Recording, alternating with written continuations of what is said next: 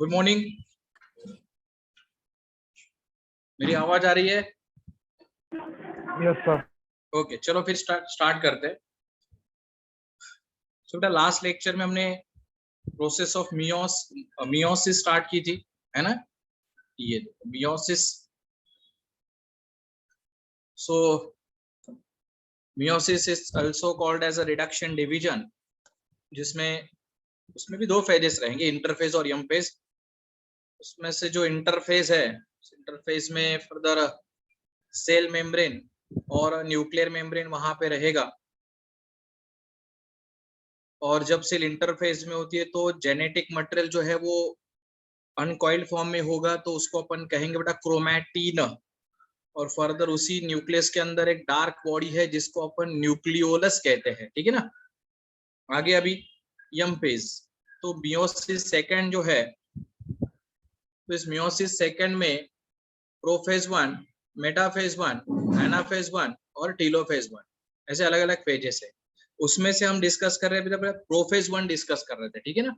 और माइटोसिस और मियोसिस में मेन जो डिफरेंस है वो मियोसिस 1 के प्रोफेज 1 में ही है, क्योंकि फर्दर ये जो प्रोफेज 1 है इसके 5 सब स्टेजेस है बेटा, leptotene, zygotene, pachytene, diplotene, diakinesis. और ये पांचों स्टेप्स हम लोगों ने लास्ट लेक्चर में डिस्कस की थी। 5 मिनट में वो अपन पहले रिवाइज करते हैं, फिर अगला डिवीजन कंटिन्यू करेंगे, ठीक है ना? सो ये लेप्टोटीन देखो बेटा, सबसे पहला चेंज क्या हो गया कि जब सेल इंटरफेस में थी तो जेनेटिक मटेरियल को हमने क्रोमैटिन कहा था, अब वही क्रोमैटिन क्या हो जाएगा बेटा, क्रोमोसोम हो जाएगा, ठीक है ना?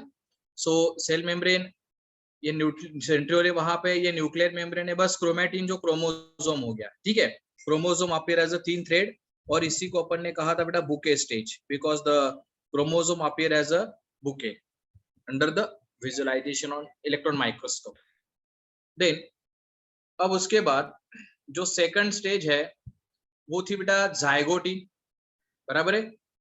अब ये जो जाइगोटीन है, इस जाइगोटीन के अंदर सबसे इंपॉर्टेंट हमने इसमें कहा था कि यहाँ पे दोनों क्रोमोसोम्स की क्या हो रही बेटा, पेयरिंग हो रही, बराबर है?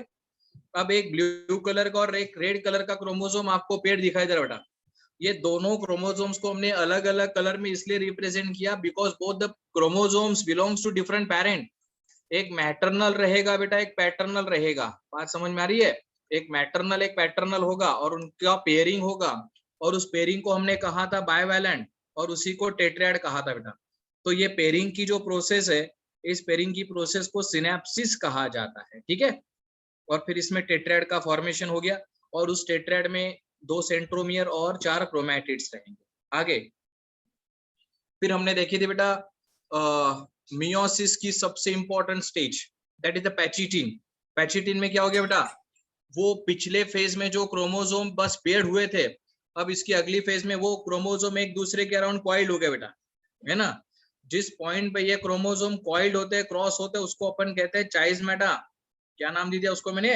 चाइज़मेटा, मैंने उसको नाम दिया बेटा। अब ये चाइज़मेटा का पॉइंट है, उस चाइज़मेटा के पॉइंट पे क्या होगा, क्रॉसिंग ओवर होगा। अब क्रॉसिंग ओवर की वजह से मैंने एक मैकेनिज्म आपको बताई थी, मैटरनल के जीन पैटर्नल में, पैटर्नल के जीन मैटरनल में चले जाएंगे बेटा, और उससे क्या होगा, रिकॉम्बिनेशन होगा, ठीक है ना? ये रिकॉम्बिनेशन की वजह से दोनों पेरेंट्स के कैरेक्टर्स मिक्स हो गए, उसके बाद फिर वेरिएशन होगा, और फिर बेटा वेरिएशन के बाद इवोल्यूशन होगा। इसीलिए मियोसिस प्रोसेस है, इवोल्यूशन में इंपॉर्टेंट है। टेट्राएड विजिबल हो गया और चाइज़मेटा का फॉर्मेशन हो गया। उसके बाद हमने देखा था बेटा डिप्लोटिन। डिप्लोटिन में अब वो क्रोमोसोम जो हाईली कॉइल थे वो अब एक दूसरे से अलग हो रहे हैं, उसमें रिपल्शन उसको हमने कहा था, रिपल्शन ऑफ क्रोमोसोम। लेकिन पूरा क्रोमोसोम का सेपरेशन नहीं हुआ बेटा, क्रोमोसोम का बस चाइज़मेटा का जो रीजन है वहां पे वो अटैच रहेंगे। और उसके बाद फिर डाइकाइनेसिस। इस डाइकाइनेसिस में 3 चेंजेस है, देखो बेटा। पहले यहाँ पे डिप्लोटिन में जो चाइज़मेटा था वो मिडल में था, अब वही चाइज़मेटा एंड में आ गया, और उस प्रोसेस को अपन ने क्या कहा बेटा, टर्मिनलाइजेशन, ठीक है? उसके बाद स्पिंडल फाइबर यहाँ पे डेवलप हो गया, स्पिंडल फाइबर आपके, और तीसरा न्यूक्लियर मेम्ब्रेन न्यूक्लियोलस डिसअपियर हो गया। ये हो गया बेटा प्रोफेज 1। तो यहाँ तक हमने लास्ट लेक्चर में डिस्कस किया था। इसमें किसी को कोई डाउट है? बोलो फटाफट। No sir. नो डाउट है, ठीक है? तो फिर अभी आगे प्रोसीड करते बेटा। तो ये तो प्रोफेज 1 हो गई ना अपनी। अब आगे दैट इज मेटाफेज 1, ठीक है। सो अब डिस्कस करते बेटा मेटाफेज 1। चलो मेटाफेज 1 में क्या होगा देखो।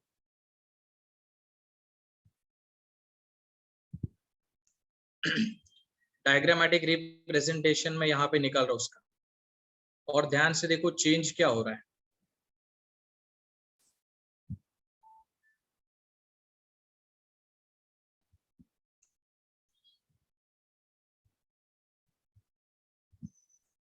हाँ, विपुल का क्वेश्चन है कि साइटोकाइनेसिस और कैरियोकाइनेसिस साइमल्टेनियसली, नहीं बेटा, साइमल्टेनियसली नहीं रहेंगे। पहले कैरियोकाइनेसिस होगा, कैरियोकाइनेसिस में दोनों न्यूक्लियस बन गए और उसके बाद साइटोकाइनेसिस होगा। विपुल क्लियर? तो दोनों साइमल्टेनियस नहीं होते, पहले कैरियोकाइनेसिस होगा और उसके बाद साइटोकाइनेसिस। चलो आगे।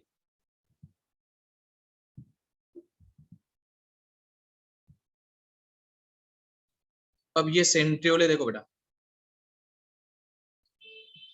अब इस सेंट्रियोल से यहां से मैंने ये स्पिंडल फाइबर निकाल दिया पहले तो देखो। अब जो पिछली डायग्राम आप लोगों ने नोटबुक में भी निकाली होगी, उसको इसके साथ कंपेयर करना है आप लोगों को बेटा।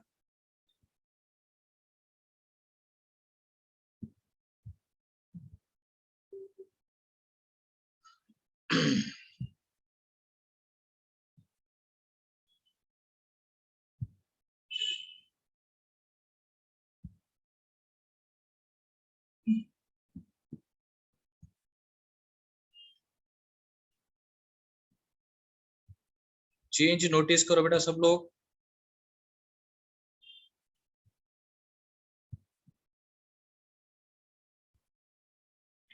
मेटा का मीनिंग वही कंसिडर करना आप लोगों को जो हमने माइटोसिस में कंसिडर किया था बेटा।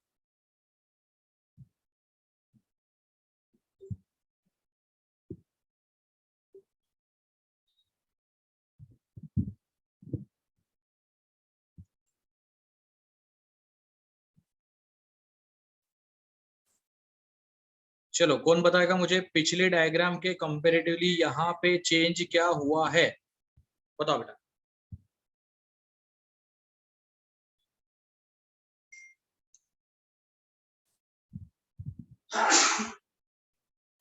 एनीवन?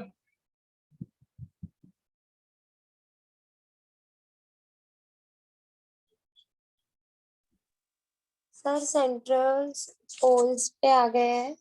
हाँ, और ठीक है, और सेंट्रियोल पोल पे आ गए तो स्पिंडल फाइबर थोड़ा बड़ा हो गया, ये तो चेंज है। और सबसे मेन चेंज देखो क्या दिखाई दे रहा है। सर एक स्पिंडल फाइबर की पे 2 क्रोमोसोम्स है। यस, जो क्रोमोसोम पिछली फेज में देखो बेटा स्पिंडल फाइबर को अटैच नहीं थे, है ना, डायकाइनेसिस देखो। अब वही क्रोमोसोम की जो पेयर है वो स्पिंडल फाइबर के मिडल में आ गए, बराबर कि नहीं। Chromosome get attach at the equatorial plane. जो लाइन आप लोगों ने मेटाफेज में लिखी थी बेटा, वही मियोसिस के मेटाफेज 1 में भी आएगी, ठीक है। सो हम यहाँ पे ये कह सकते हैं that chromosomes get attached to the equatorial plane of spindle fiber, ठीक है बेटा, equatorial plane of spindle fibre. So ये हो गया बेटा मेटाफेज, है ना। सर मिडल वाला स्पिंडल फाइबर जो रहता है उस पे कोई क्रोमोसोम अटैच नहीं होता है। हाँ, मिडल नहीं, अभी वाले देखो इसमें टोटल फाइबर्स कितने बेटा, 1 2 3 4 5, है ना। ऐसा नहीं रहेगा कि ये अभी सेकंड और फोर्थ जो मैंने निकाला वही पे अटैच रहेगा। जो ऐसे मल्टीपल स्पिंडल फाइबर्स होते हैं तो उसमें से किसी भी स्पिंडल फाइबर क्रोमोसोम्स अटैच हो सकते हैं। ऐसा नहीं रहेगा कि मिडल में अटैच होगा, मिडल में अटैच नहीं होगा, वो रैंडमाइज अटैच होते हैं। प्रिया क्लियर? Yes sir. हाँ, अब देखो बेटा ये तो होगी मेटाफेज। अब चलो आगे की तरफ प्रोसीड करते हैं। अब देखते हैं बेटा एनाफेज। चलो, सो नाउ एनाफेज 1। एना का मीनिंग वही लेना है बेटा, सेपरेशन। हाँ, है ना, मतलब सेपरेशन क्या होगा देखो, ये सेंट्री वाले बेटा ये सेंट्री,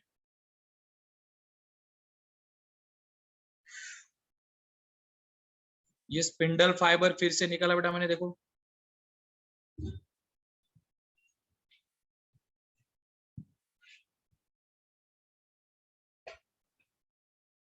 अब चेंज नोटिस करो। हाँ नीचे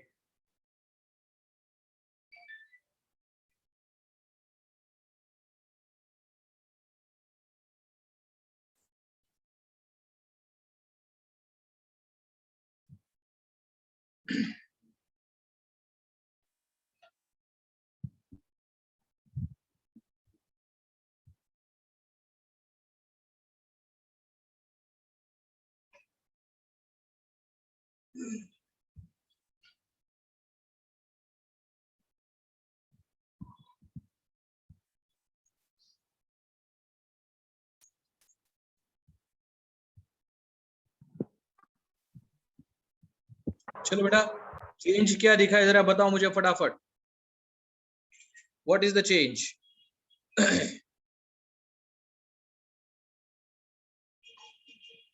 एनीवन बोलो। ये मेटाफेज 1 आपके सामने है और इसके बाद ये anaphase 1, what is the change? बोलो सर बोलो जीन एक्सचेंज हुए क्रोमोसोम जीन, की। ओके करेक्ट है। देखो बेटा, जो ब्लू कलर का क्रोमोसोम है उसमें मैंने कुछ रेड कलर के पैचेस निकाले और रेड वाले में मैंने ब्लू कलर के पैचेस निकाले, बराबर कि नहीं? तो इसका मतलब वो जीन एक्सचेंज हो गए, ठीक है, वो एक चेंज तो हो गया। और उसके साथ दूसरा कोई चेंज इसमें देखो बेटा, क्रोमोसोम सेपरेट हो गए yes, equatorial plane. Chromosome separate हो गए। इसमें क्रोमोसोम अटैच थे कि नहीं?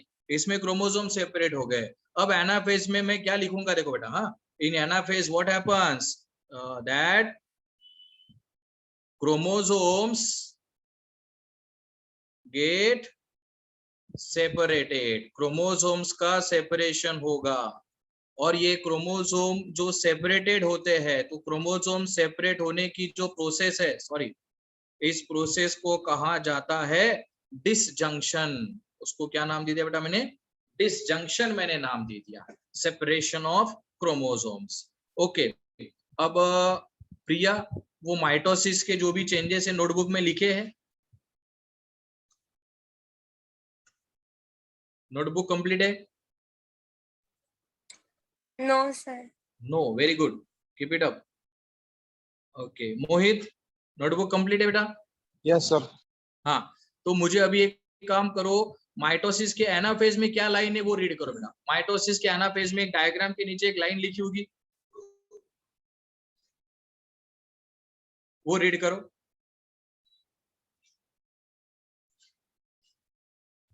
माइटोसिस के एनाफेज में कुछ लिखा होगा ना बेटा?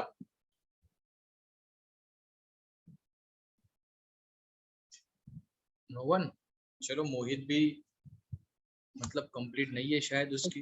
हाँ Mohit, by splitting of centromere. yes, उसमें लिखा था आपने सेपरेशन ऑफ क्रोमैटिड, क्रोमोसोम का सेपरेशन नहीं लिखा था। क्या लिखा था बेटा आपने? Separation of chromatid. मतलब देखो, ये क्रोमोसोम है, ये क्रोमोसोम था, ठीक है ना, ये सेंट्रोमेर स्प्लिट हो गया था वहां पे, तो एक क्रोमैटिड इधर एक क्रोमैटिड इधर, लेकिन यहाँ पे क्रोमैटिड सेपरेट नहीं हो रहे बेटा, क्रोमोसोम सेपरेट हो रहे हैं ना। So there is no chromatid separation, no chromatid separation, chromatid का सेपरेशन नहीं होगा, ठीक है ना। तो ये सबसे मेन चेंज है माइटोसिस के एनाफेज में और मियोसिस के एनाफेज 1 में, दोनों का चेंज समझ में आ गया? यस और नो? Yes sir. हाँ, अब आगे देखो बेटा क्या होगा एनाफेज 1 के बाद। अब अगली जो फेज है वो है टीलोफेज, ठीक। टीलोफेज में क्या होगा वो देखते हैं।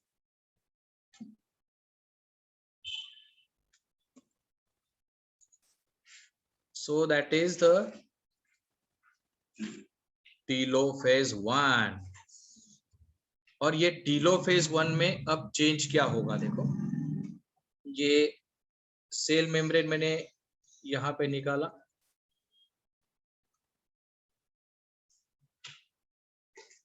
ओके। उसके बाद ये स्पिंडल फाइबर, रोज की तरह निशिका आज भी 15-20 मिनट लेट है, तो जिसमें आधी प्रोसेस तो खत्म हो गई। ये स्पिंडल फाइबर है,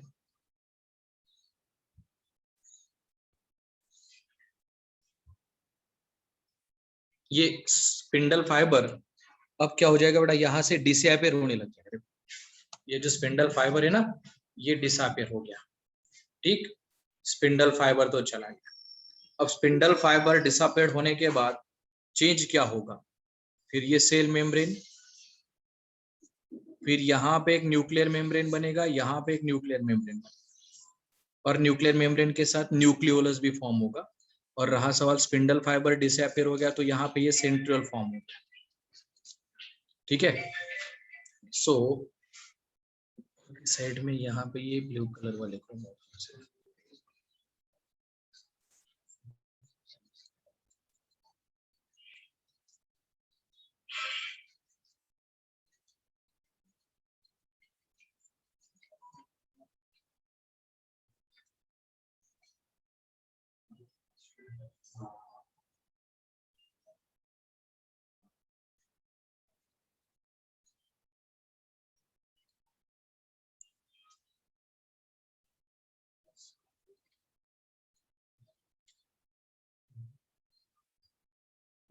अब बताओ बेटा क्या चेंज दिखाई दे रहा है, मुझे बताओ आप लोग। व्हाट इज द चेंज, कोई बता सकता है चेंज क्या हुआ पिछली फेज में और इसमें? Anyone? Spindle fibre disappear. Very good, spindle fibre disappear हो गया। Nuclear membrane and nucleolus reappear. Correct है, न्यूक्लियर मेम्ब्रेन न्यूक्लियस रीअपियर हो गया। And cell would have a haploid set of chromosome, but each chromosome would still comprise of 2. Correct है, RN का भी answer सही था। तो ये बिल्कुल मतलब बेटा ये टीलोफेज 1 तो अपन ने वही देखी थी ना, मतलब it is same as what, mitosis. ये तो उसी की तरह रहेगी बेटा, माइटोसिस की जैसी होगी। तो मतलब टीलोफेज 1 होगी, मतलब बेटा दो न्यूक्लियस तो फॉर्म हो गए। अब दोनों न्यूक्लियस फॉर्म होने के बाद अगला जो इवेंट होगा बेटा वो क्या होगा, वो होगा साइटोकाइनेसिस का। तो साइटोकाइनेसिस का मीनिंग क्या होता है बेटा, डिवीजन ऑफ साइटोप्लाज्म, है ना। तो ये साइटोकाइनेसिस 1। तो साइटोकाइनेसिस 1 के बाद क्या होगा, अभी देखो ये जो सेल मेम्ब्रेन है बेटा, यहाँ से ये अंदर की साइड में फोल्ड होगा ऐसे, और ये सेल मेम्ब्रेन यहाँ से अंदर की साइड ऐसे फोल्ड होगा। ये फोल्डिंग आगे प्रोसीड होती जाएगी, फिर ये दोनों सेल मेम्ब्रेन एक दूसरे को फ्यूज्ड हो गए, साइटोप्लाज्म डिवाइड हो गया। तो साइटोकाइनेसिस के बाद दो डॉटर सेल फॉर्म हो गए बेटा, बराबर है। So it forms 2 haploid cells. तो इसमें 2 हैप्लॉइड सेल्स तो बन गई। अब ये दोनों जो हैप्लॉइड सेल्स है, ये 2 हैप्लॉइड सेल देखो बेटा, ये हैप्लॉइड दोनों हैप्लॉइड सेल बन गए। अब ये 2 हैप्लॉइड सेल्स बनने के बाद इन दोनों का मतलब इसका और इसका, इन दोनों का एक इवेंट होगा बेटा, और वो इवेंट कौन सा है, मियोसिस सेकेंड। और मैंने आप लोगों को इसके पहले भी बताया था कि मियोसिस सेकेंड मतलब यही माइटोसिस है, इसमें कुछ चेंज नहीं होगा बेटा, बिल्कुल वही प्रोफेज, मेटाफेज, एनाफेज, टीलोफेज। लेकिन उसको अपन क्या कहेंगे, prophase second, metaphase second, anaphase second, telophase second. तो फिर इससे 2 डॉटर सेल और इससे 2 डॉटर सेल। तो बेटा मियोसिस सेकंड मतलब माइटोसिस किस टाइप का डिवीजन है, इक्वेशनल है या रिडक्शनल है, बताओ। मियोसिस सेकंड या माइटोसिस, माइटोसिस किस टाइप का डिवीजन बेटा, इक्वेशनल है या रिडक्शनल है?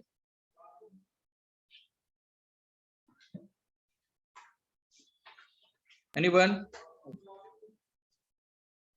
Equational.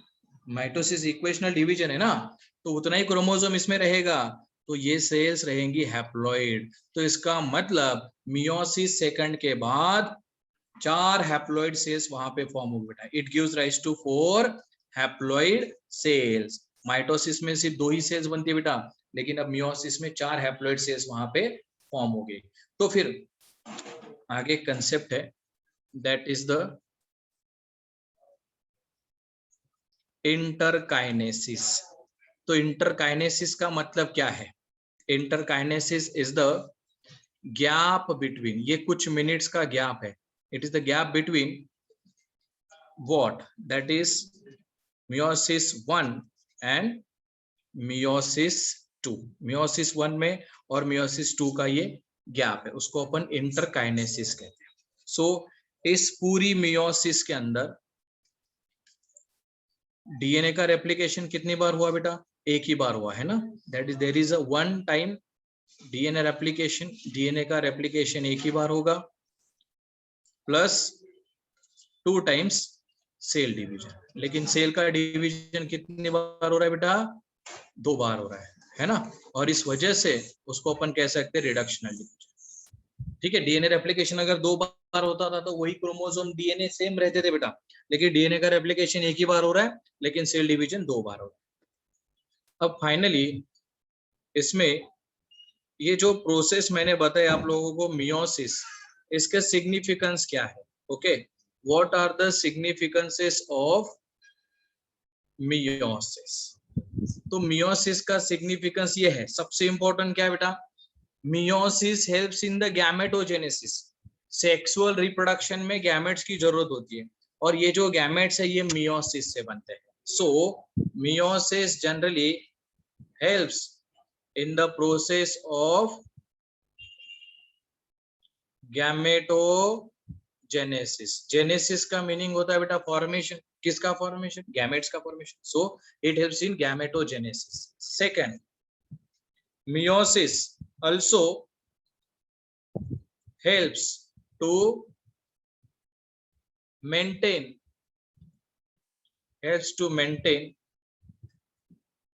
what?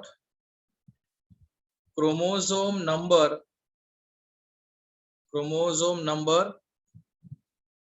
constant generation after generation. मतलब देखो बेटा, पेरेंट्स में जितने क्रोमोसोम है उतने ही डॉटर में आगे रहेंगे ना। अब अपने पेरेंट्स में 46 क्रोमोसोम है, हमारे सेल्स के अंदर भी 46 ही है, वो तो गैमेट की वजह से पॉसिबल हुआ ना। तो वो 46 क्रोमोसोम नंबर कंटिन्यू होता रहेगा। और तीसरा जो है that meiosis helps in the process of evolution. तो ये जो मियोसिस है ये इवोल्यूशन में बहुत इंपॉर्टेंट प्रोसेस है। So that is about the meiosis and its significance. अब मियोसिस में किसी को कोई डाउट है, पूछ सकते हो बेटा आप लोग? एनीवन? किसी को कोई डाउट?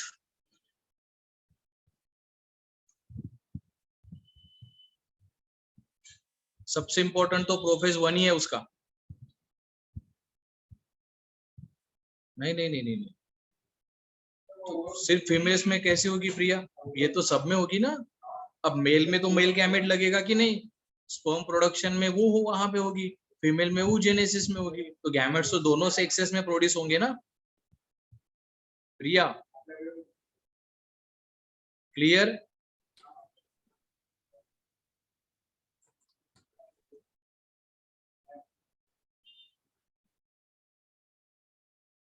ओके, सो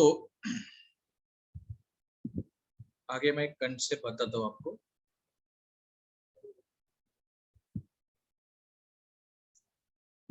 शायद माइटोसिस के बाद मैंने आपको एक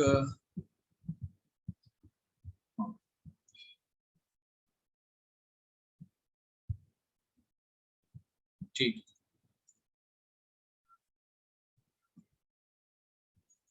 सो कोल्चिसिन।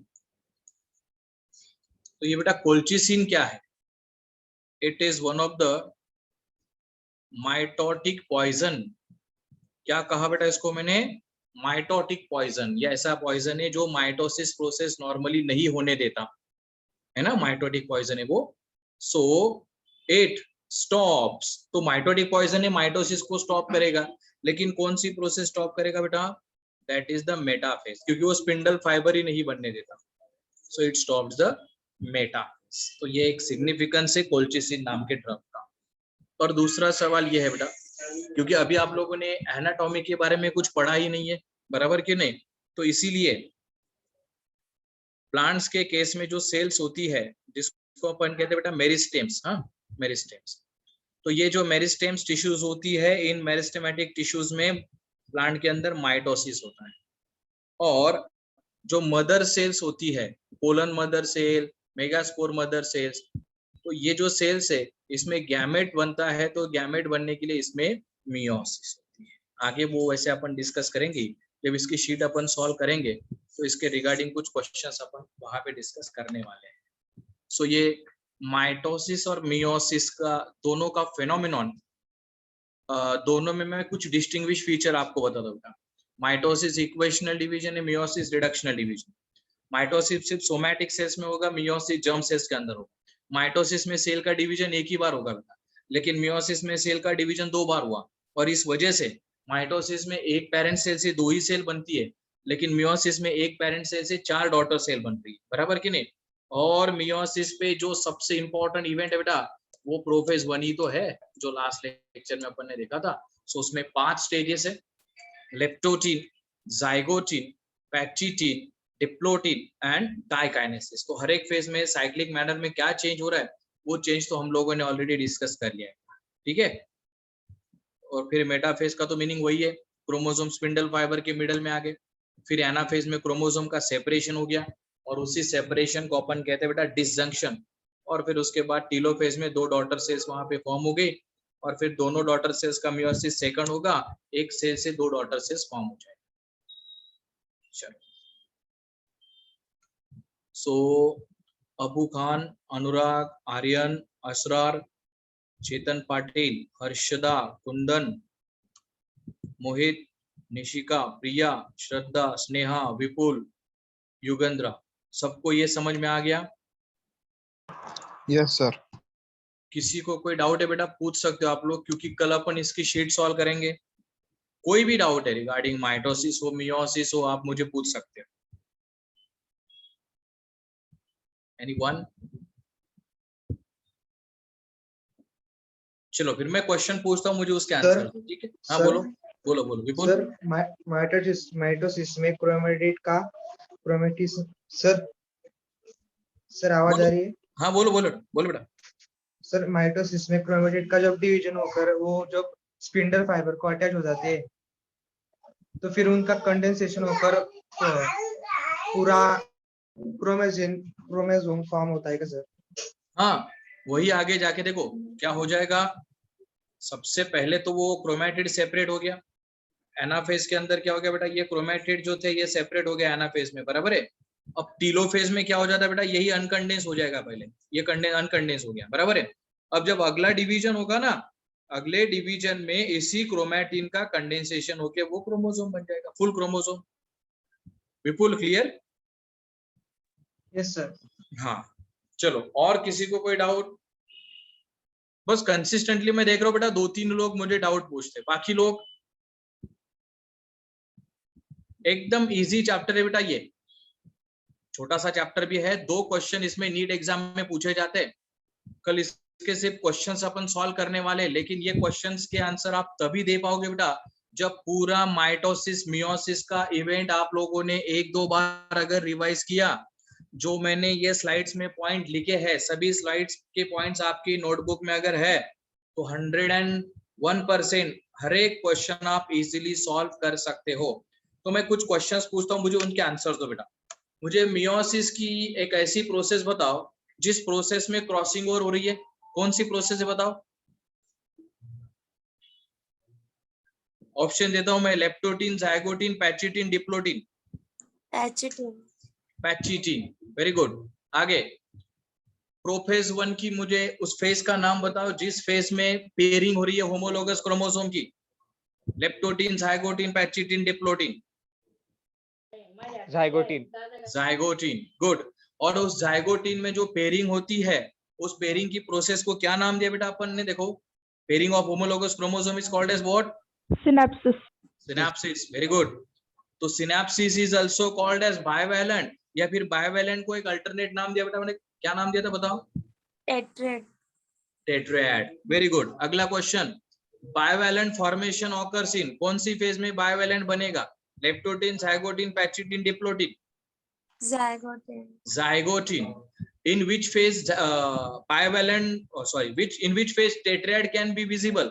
टेट्राड को अपन कौन सी फेज में देख सकते हैं बेटा? Leptotene, zygotene, pachytene, diplotene? Pachytene. Yes, very good. क्योंकि जहां पे वो बनता है उसकी अगली फेज में अपन उसको विजुअलाइज करेंगे. वैसे ही चाइस्मेटा का भी बेटा, चाइस्मेटा फॉर्मेशन ऑकर्स इन, वही 4 ऑप्शन है, pachytene, pachytene. And chiasmata become visible in diplotene. Diplotene. Very good. अगर मैं आपको ये पूछता हूँ कि क्रोमोसोम्स, जाइगोटीन में क्या होता है बेटा? क्रोमोसोम की पेयरिंग होती है ना? तो कौन सी फेज है जिस फेज में क्रोमोसोम की जो पेयरिंग है, मतलब क्रोमोसोम रिपेल हो रहे हैं एक दूसरे से, दूर जा रहे हैं, कौन सी फेज है वो? पैचिटीन. No, coiling. पैचिटीन में तो कॉइलिंग हो रही बेटा, रिपल्शन हो रहा है क्रोमोसोम्स का. कौन सी फेज?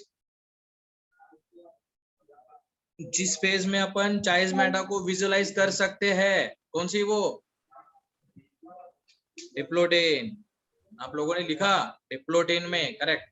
आगे, कौन सी फेज है जिस फेज में क्रोमोसोम जो है वो स्पिंडल फाइबर के इक्वेटोरियल प्लेन पे अटैच हो गए?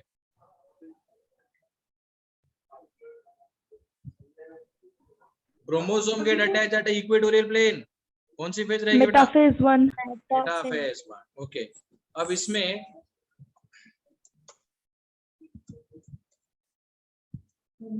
एक लास्ट एक पॉइंट बता दे बेटा आपको. सपोज अगर ऑप्शन में दिया है that is the longest phase, सबसे लॉन्गेस्ट फेज कौन सी रहेगी बेटा? That is interphase. अगर ऑप्शन में इंटरफेज है तो वही उसका आंसर आएगा.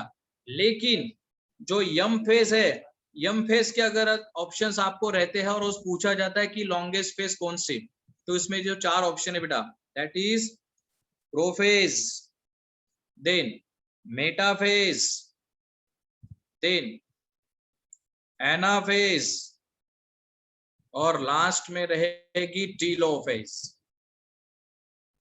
ये 4 ऑप्शन है बेटा, ठीक है. इसमें से जो प्रोफेज है वो कोई भी हो, फिर माइटोसिस हो या मियोसिस, इस प्रोफेज को अपन कह सकते हैं बेटा लॉन्गेस्ट फेज. और जो एनाफेज है ना, इस एनाफेज को कहा जाता है शॉर्टेस्ट फेज. ठीक है, ये हमेशा ध्यान में रखना है बेटा. सो यहाँ पे सेल डिवीजन चैप्टर खत्म हो गया अपना. कल के सर लेक्चर अगर में लिप्टोटीन और वो वाले प्रोफेज के अगर ये दिए तो उनमें सबसे बड़ी कौन सी होती है? उसमें पैचिटीन है. ठीक है, हाँ.